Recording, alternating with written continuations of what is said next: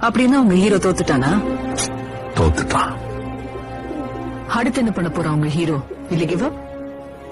காயப்பட்ட சிங்கத்தோட மூச்சு கர்ஜனையை விட பயங்கரமா இருக்கும்.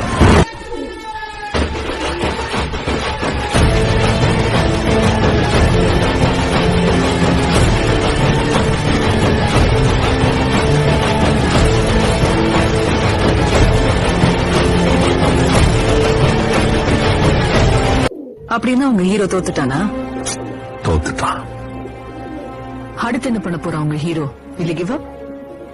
காயப்பட்ட சிங்கத்தோட மூச்சு கர்ஜனையை விட பயங்கரமா இருக்கும்.